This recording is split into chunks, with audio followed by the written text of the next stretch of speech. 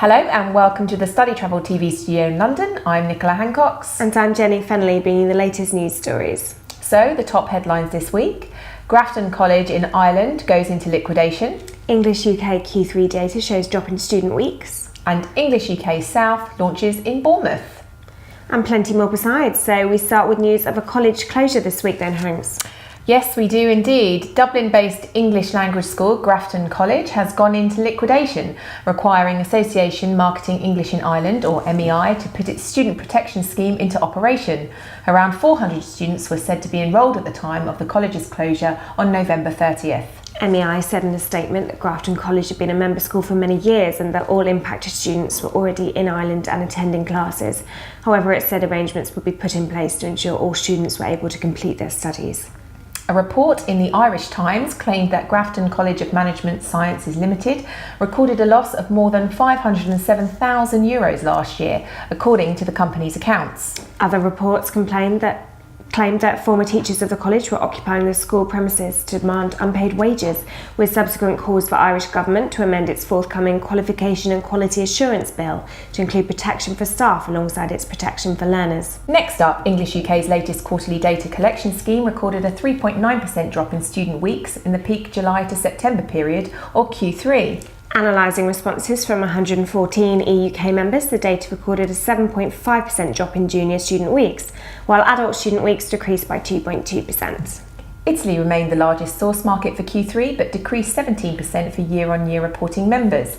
China was the second largest market, followed by Saudi Arabia, with Spain and Turkey completing the top 5.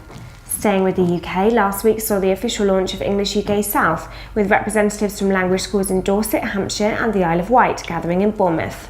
Made up of 20 language schools located in Bournemouth, Portsmouth, Winchester, Southampton and the Isle of Wight, the new regional group had an initial first meeting of potential members in May, and since then a working party chaired by Simon Freeman has driven the group forward. The aims of the group include joint marketing campaigns in order to promote the region, as well as regional training sessions which may also be offered to non-member schools in a bid to encourage best practice in the industry.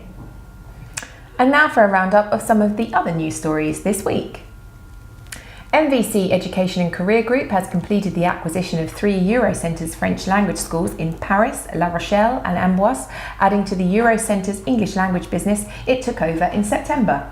International student numbers in the US state of Hawaii remained steady in 2017 and contributed $241.5 million to the local economy, according to a report released by the government. Navitas has renewed its agreement with the University of Canterbury for the conduct of pathway programmes at UC International College in Christchurch, New Zealand. The agreement will take them through to 2023. GISMA has announced its plans to partner with London Kingston University next year. The German business school will deliver English medium programmes designed by Kingston University, with a focus on international business, corporate finance, innovation management and entrepreneurship at its campus in Hanover. International students constitute a significant ratio of enrolments at UK private sector institutions, according to a report by Independent Higher Education.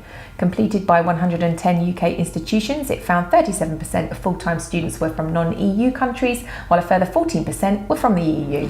And lastly, the Canadian Bureau for International Education has announced a range of new agreements with regional associations at its recent annual conference. More on all of those stories on our website, as well as photos from ST Alfie Korea, English UK's China Roadshow, Agency Association UED's First Summit, and International House London's Future of Training Conference. Thanks for watching. Goodbye. Goodbye.